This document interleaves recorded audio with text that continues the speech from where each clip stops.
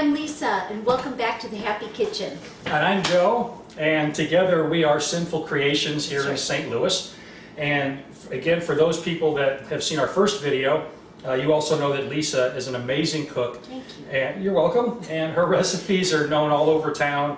They've been eating them for years, and we'd like to share some of these with you. So today, we're going to be serving up Dolmathes. They are that's a Greek word for stuffed grape leaves. All right, we are stuffing these grape leaves with in the Greek tradition, not in the Middle Eastern tradition with just rice and raisins and different kind of spices from the Middle East. This is a Greek tradition with ground beef, rice, onions, which a lot of people don't use, and a little bit of mint and some dill and lemon. So that's what we're going to be doing today. It won't take very long. There is a technique to doing this, so just follow along. It's very simple, but you do need to have the correct technique.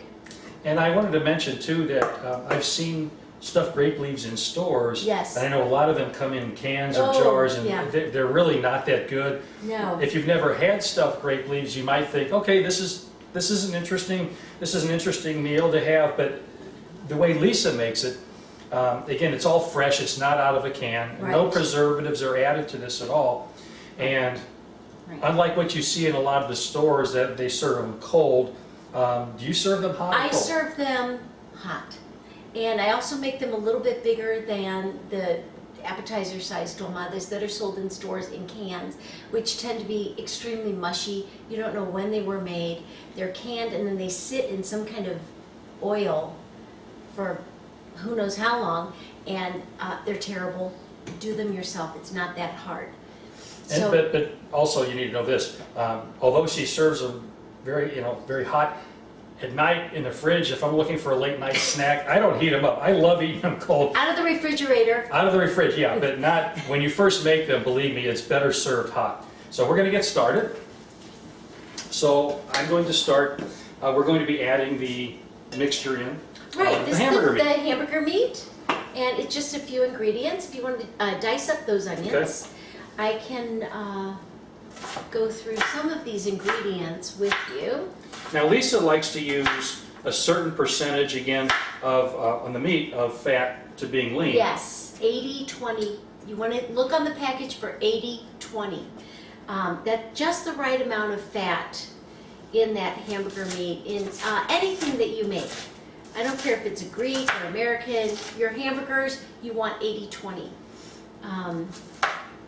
The diet hamburger, that 90-10, I know you want it for a diet, but it's not going to make that big a difference in your diet, and it's much, much more flavor. So, I'm adding about 1.5 teaspoons of white pepper. Is this a fine chop am I doing? Yes, a very fine chop. Okay. You want to do a very fine chop. Alrighty. You don't want big chunks of onion. How prevalent is the onion flavor, though? Is it something that you really notice because you've got dill and mint in there? The onion really sets off that dill and the mint. Okay.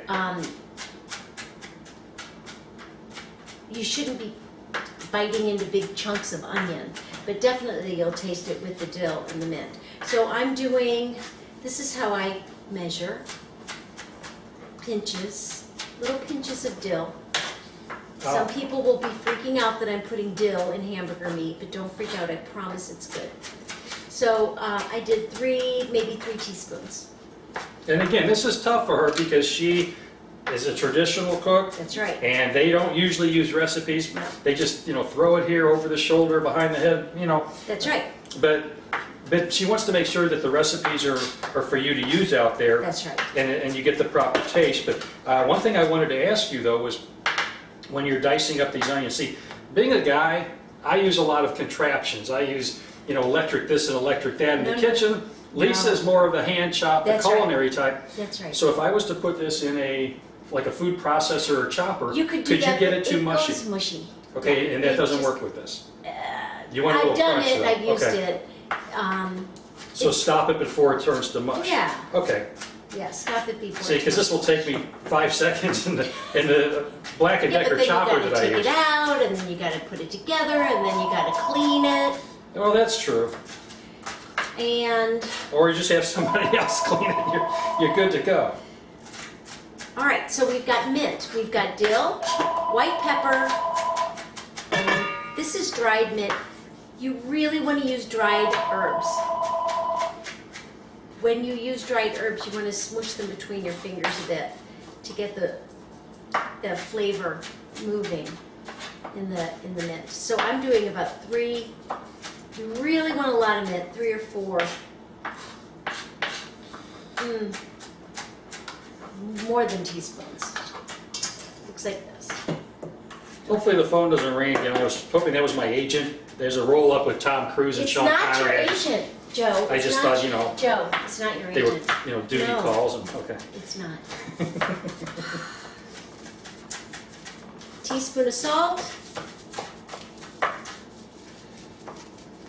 Another teaspoon of salt. How's this? Or does it need to be a little more fine? And a half. About 2.5 teaspoons of salt. Because this is going to grow because we're going to be adding rice. So don't be afraid to get a little bit too salty. That's perfect. Let's toss that in there. And one thing I wanted to share with you, you notice 0 tears, guys and gals, okay? There's a little trick I learned years ago. It wasn't an army thing and I got banished to the kitchen for chopping onions, but one thing I did learn from a culinary student, if you want to avoid tears when cutting onions, there's certain things that some people will tell you, like put it in ice water. Stick a piece of bread in your mouth. Stick a piece of bread in your mouth. Wives' tales, the best, absolute best way, and it might take a little practice, is you want to control your breathing, because when you breathe it in through your nose, the onion goes into your sinus cavity and that causes the tears. So if you can learn just to breathe through your mouth and shut off the air passage, it works fantastic for you. I've carved up many, many onions at one time, not one shed a tear. So it's a wonderful thing. Just remember, cut it off on the nose, do it through the mouth, everything works great. Tip of the day. Yep, tip of the day. Tip of the day. Now, I'm going to wash my All right, hands so I wash your hands. Because I just touched my nose and we got to be clean about everything. That's right. All right, so this is what we have so far. Salt, white pepper, dill, dried mint, and onion. All right, into our 1.5 pounds of hamburger. I'm going to put about a cup of rice in there. Somebody sure is trying to get a hold of you, Joe. Got to be my agent. It's not your agent. Long overdue. All right. Okay. Now while she's mixing everything together, part of the preparation, we're not going to do this now because of the time constraints, but normally we're going to show you how to place the grape leaves in the pot, because there's a special way you have to do this so they don't burn. It's a really cool technique, but it has to be done the right way. We'll fill it up with water, we'll put the ceramic plates, and we'll go through the process, but the whole thing takes how much to cook on a high flame? You want to bring it to a fast boil. Okay. Depends on how many you're making, so I can't really give you a time, but you want to get it up to a fast boil. And then as soon as it starts boiling very, very rapidly, you turn it down, you simmer it for about 40 minutes. Okay. 35, 40 minutes. And then the best way to tell is obviously pull one out, make sure the hamburger's cooked all the way through and the rice is not, staley crunchy. You want that to be soft and chew as well. Everything has to be soft. Just take one out every once in a while and see if that works for you. All right, so I've got the meat and the rice mixture, the dill, the mint. I'm going to add, actually, Joe, I'm going to wash my hands. Could you add about half of that olive oil to the mixture? Okay. And squeeze 1 lemon All right. into the mixture.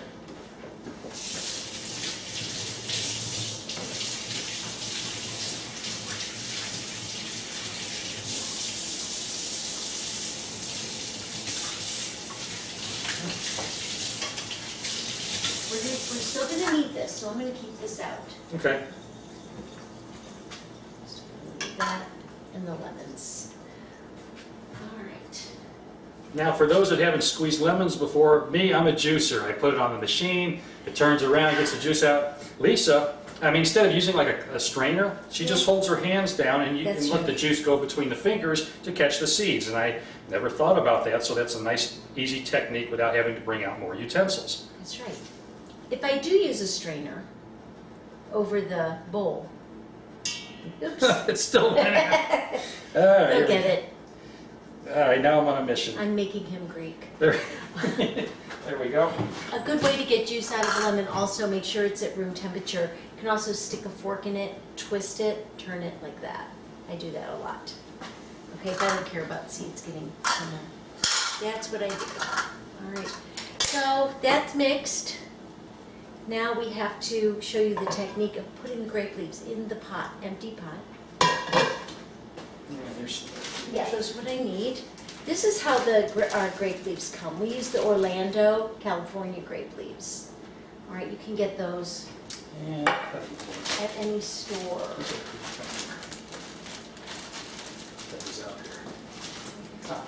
Okay. Well, there's also a really cool technique to rolling the grape leaves. It's like rolling a cigar. If any of you know me, I love a good Cuban cigar from time to time. And, Not too often. but there, you have to do it, yeah, not too often. But you do want to roll it so it's tight, so you don't have a lot of loose leaf around that, because when you're boiling it, the hamburger meat and everything, as it expands with the rice, is going to come out of the leaf. So you have to be very careful, and Lisa and I are going to show you how to do that as well. Okay, but first you have to prepare the pot. I'm going to take these big leaves that look wonderful for rolling. I'm going to separate that, and then the smaller leaves, or the ugly ones that won't work nicely for the stuffing, you're going to line the pot. That's a good one. And that's another good point. You want to save the larger leaves to roll up the hamburger meat, and put all the small ones, because they'll make them, it'll be so small, it'll be like a cigarette, That's right. and it's really not worth it. So use those as to line the pot. That's a great tip. All right. Thank you, honey. You're All right. welcome. Let's do this. I'm going to show you in between what I'm doing. Here's a big one. And while Lisa's doing that, I'm going to take these little stems that are on the grape leaves and just use my fingernails and just pop those things right off. It's very important. You don't want people chewing into those. You can use a scissors or sharp knife or a fingernail. Yeah, I usually use a sharp knife. It's a little nice. You ever hear of the no-win scenario? Okay. Here's the pot. All right, I'm lining it, and I'll show you when I'm done what it looks like. Okay, this one's all torn up. You know, it's larger, so let's use that. That one in there. Yep. If the leaves have big tears, don't use them. Don't even try. It's just frustrating. There's another one. Okay. Tears.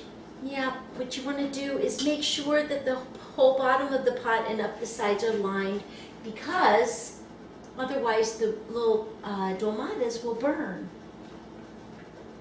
We don't want that. And I did, actually, I was making a batch last night, and I did burn the bottom of it, and trust me, it's, you gotta clean off and scrape off the bottom of the pot. But it's, once you really, like anything that you cook, you have to monitor everything. Every few minutes, sometimes once it gets past the initial boil, go in and check the water levels. My problem was when I didn't check the water levels when they started getting lower, and I pulled out a piece. There was still a little bit of red in the hamburger, so I had to cook it a little bit longer. My mistake was I didn't add more water to it. And of course, Lisa was not home, so if she was there, she would have been able to see that. So lesson learned, always monitor your cooking. Very important. I'm going to show what this pot looks like now. Okay? Okay. So this is what the pot looks like. All right. I just lined the bottom with two layers of grape leaves, just overlapped so that when we roll them and place them in the pot, they don't burn. Okay, let's pick out some good fat ones here. And if I can use something else, I can roll also. Ah, let me grab another one for you. That would be great. We can get this done. All right. Few here. All right. These are our finished. This is our finished product. Now Lisa's a little closer to the camera, so make sure and watch her technique. I'm going to be making the same ones here. We make them just a little bit differently, but they still come out the same. She's a lot faster at it than I am because she's been doing it for a lot of years. Me, I'm a novice, but always willing to learn. You are always willing to learn. Okay, here's my first one. Again, I try to roll it as tight as I can. You want to make sure not to put too much hamburger meat in there, because if it expands, which it will with the rice, it's going to make the leaf just blow right off of there, and you don't want to do that. No, but you don't want it too skinny. If you do it tight enough, I'm going to show you. And by the way, when you put it in the pot, this is important. You have to start out circling the outside of the pot with the leaves, and then work the inner circle until it closes up in the middle. But this is one thing that I learned, is once you get that flap tucked under, put that flap up against either another grape leaf or against the wall. It holds it in place better. Yeah. Or as cooks say, seam side down. Okay. Seam side down. That seems right. Oh. Okay. That's why I never made it on the comedy stage. Okay. Bear with me. All right. It's all I'm good. rolling, and I'm going to get another big leaf. Excuse me. Now again, Lisa rolls these faster than I do, but when you first start out, you want to make sure you place them in the pot just right and snug them up against another side, whether again it's the wall or the grape leaf, because you want to hold that flap down so when it cooks everything won't separate. That's right. So I'm doing it a little bit slowly right now, just so everyone can see the technique. So I'm taking this much onto a leaf. Otherwise, it's Speedy Gonzalez Yes, over here. that's Believe right. me, she is very That's right. fast You at put this. it right at the end of the leaf where it comes up like this. All right, where the little stem is. All right, you fold it in, fold it up, and then just roll. Like that. And you're getting an idea of how thick they are. Maybe the thickness of a nice fat cigar. Depending again on the size of the leaf. It depends on the size of the leaf. These are actually pretty small. I've got some small ones going here. Now this is a good size here. What did we figure? Maybe half of them in the jar are big, half of them maybe not. Yeah. You can certainly roll smaller grape leaves if you like. Well, they're Just perfect takes for more time. appetizers. Yep, perfect for appetizers. It's going to take a little more time because you have to use less hamburger meat. If you have children, when they're young enough, they love to do this. When they get to be teenagers, you have to bribe them to do this. But sometimes when I'm giving big parties, family, Christmas, Easter, and I want a lot of Dolmathes, I bribe my teenagers to help me do this. And you know, the neat thing is we had we had these demoed out one time, and it was the audience that came in. We were totally unaware of who would actually come in the deli where we were doing this. And believe it or not, the young people really liked this. The young people. Yeah, the teenagers. It was a wonderful surprise because we originally thought, okay, maybe just Mediterranean people, Greek people, they would recognize that. But once we sampled it out, I mean, construction workers, young people, they were buying this stuff by the 3s and 4s. The construction, yeah, they really surprised me. Everybody loves these things. This is how it comes in the jar. This is half of it. So you just open it like that. All right, and you pull them apart. Okay. Okay, you just want to do a couple more then? Yes. Okay, and then we'll show you the process of putting everything Yes. together with the water. We also do catering, and this is one of the favorites. This is the fan favorite here. Again, this crosses ethnic lines. It's not about, well, you have to be Greek or you have to be from the Mediterranean to really like this. If you like hamburger meat and you like onions and seasoning, And rice. yeah, I mean, just like you're It's going, hamburger it's and like a rice. burger. If you like burgers, you're probably going to like this. Except you're not putting ketchup and pickles and mayonnaise and onion rings. No. These days you No, can't no. even get a regular burger. They put this much meat and there's this much of the condiments Yeah. on there. And the sauces, it's, I saw a commercial I for can't do that a anymore. hamburger topped with onion rings. Yep, that's the new craze. Bacon, onion rings. Oh dear. Yeah. Yeah, that is not on the Mediterranean diet. All right, this Mediterranean diet will keep you fit. I'm not saying it's going to keep you skinny, but it's going to keep you fit and healthy with the oils that we use, the citrus that we use. the different kinds of cheese that we use. It's all very healthy. It's not full of fat. Nothing is processed. And that's the other good thing. The products that we make here locally, we do not add preservatives to. Our hummus, the grape leaves, people really can taste the freshness in there. And you can tell if you put a plate of stuffed grape leaves on a plate that comes out of a can, Oh, yeah. and at least it makes, I mean, there's no comparison. It's like two different worlds. Right. So if you have the time to make this at home, trust Try me, it. your guests are going to appreciate that instead of just going to the store and buying them out of a can. And like Lisa said, who knows how long they've been sitting in that preservative solution in there. This is so much better. That's right. And I was at a house of a Middle Eastern family that were doing dolmathes one time. And they were actually using beef, but they were using a shredded beef. They weren't using hamburger. They were using shredded beef.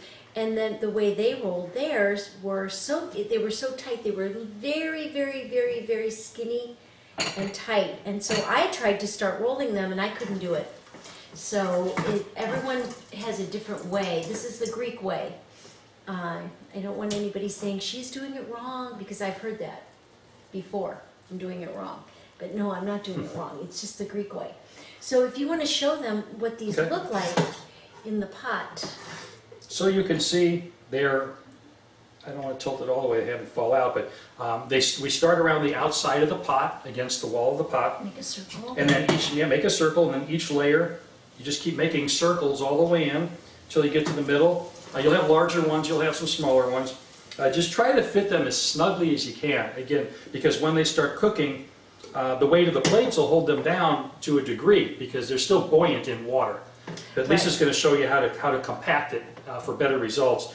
But you still want to make sure that these are as tight to each other as possible. Again, hold the leaves together, and the finished product looks so much better, which we'll show you here in just a minute. Right. Okay, All right. so the next step, we're going to add how much water now? Well, first we're going to put the plates on. So let me move all Right. this out of the way, wash my hands. And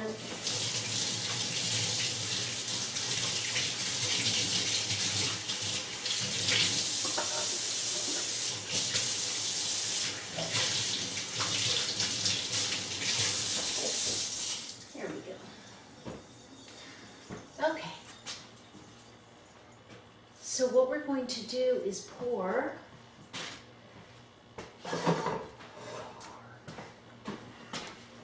Okay, so normally, We're going to pour this olive oil on top. good. All right? Olive Now oil. that's not for flavor, that's just to, It keep gives it it flavor, sure. okay. Gives it a little flavor. What's the main purpose of that though? I don't know. More olive oil is better. All right? I don't, That's the Greek way. that's right. Just do it. Just do as I say. Right. I mean, does it help keep them separated? I mean, does it have any lubrication Yeah, reasons? sure at all? it does. Sure Okay. it does. But Okay. mostly it just, the Greeks use so much oil in everything. Oh yeah. Oh yeah. You poor thing, you're getting used to it, aren't you? Well, real quickly, here's a tip that I learned over in Italy. I know it's not on the Greek theme today, but something, But I'm squeezing the juice of half a lemon. half a lemon, Go okay. When you're purchasing olive oil, one thing I learned over there, very important, is that if you get the first cold pressed olive oil, the extra virgin first cold pressed, it's going to contain more of the nutrients that are in the olive oil. Now it may not taste as full bodied as it would if they let it process a little bit longer. You're losing some of the nutrients, but you might be gaining a little bit of the flavor. But to me, it's healthier. I'm not worried about flavor from the oil because I'm putting balsamic on there. I'm adding other things to make in my salad. So by getting the first cold press, that gives you the best health benefits. So that's the tip of the day too. So as you saw, she squeezed the lemon in there using a fork. She put some salt in there. And the Put a olive little oil. salt in there, lemon, olive oil, and can I just touch on what you were just talking about, that olive oil? There are different grades of olive oil. Everybody knows that. If you're just cooking with olive oil, don't worry about the grade so much, because olive oil can be so expensive. If you're just cooking with it, It doesn't have to be the most perfect olive oil, but if you put it on salads, anything that's where you're going to be using it raw, like on top of hummus, as a salad dressing, anything like that, you need to make sure that it's first cold pressed. Good. Okay? All right. Because you're cooking a lot of it out when you got in the skillet and you're Right. sauteing. So yeah, Right. so good point. Don't spend the extra money on that if you're going to be cooking and sauteing with Well, it. I always have 2 different kinds of olive oil in the house. See, the best cooks always have 2 kinds of olive oil. You have to. All right. I don't know how anybody does it without. All right. So I just filled the jar with some water. All right. Put a little bit of water in the pot. Do you normally put more water in, or is it Yes, just I'm going to put more water. okay? So what I'm doing is I'm placing plates on top and I'm pushing down a little bit. Pushing down. And you offset the plate so that you can cover as much of the grape leaves as you can. You can see this, like that. I'm just trying to cover all the grape leaves, pressing down so they don't open when you're cooking. All right, now I'm going to add some more water, and what you want to do is take the water to the top of the plates. You want to get me some more water? Mm-hmm. Okay. To that, I'm going to toss in this lemon, extra lemon that we just used. We just squeezed it for a little bit of extra flavor to the water. Perfect. Then I'm going to add the rest of the olive oil. Now, if you have little bouillon cubes, that's fine too. But I use the chicken soup base, and it's a pasty. It's kind of pasty. See, like this, and then I just put a little bit on top to flavor the water. So the water is flavored with chicken soup base, olive oil, and lemon. All right, this adds another level of flavor. Now, how much salt To did the- you put into? I think I shook it like 3 times. There you go. 3 times a shaker. no measuring. Just I think boom, that's boom, what boom. I did. Yeah, okay, good. So let's put it on high. Let's put it right here on high. Where's the? There we go. Put it on high. Place the pot with all the good stuff in the pot there on high, and then we're going to voila, done. Your dolmathes are done. Okay. Okay. So let's show them what it looks like. You go ahead. I'm going to put Okay. this away. Very good. Now again, you can see that there are different sizes. The lemon is just for garnish. Some people like Lisa will put a little lemon juice on the top. She puts lemon on everything. That's what great people do. They put That's lemon right. on everything. And it adds a great flavor to it. When we make our all-natural hummus that we also sell locally here, we put in a little more extra lemon, and most of what we use is the Yes. fresh squeezed, because for some reason that extra lemon flavor just makes it separate from the other brands that are out there, and it still lends itself to a fresher taste. So I'm going to hold some of these up. You can see they're like little cigars, Yeah. different sizes. You taste one? You think I'm going to pass this up? It's good. Mmm, And messy. they're messy. Mmm, these are so good. Opa. Opa! Thank you for watching The Happy Kitchen again. We'll see you next time with a wonderful, awesome recipe. I'm Joe. And I'm Lisa. Thank you very Bye. much. Goodbye now. I love this. I'm going to eat the whole bowl.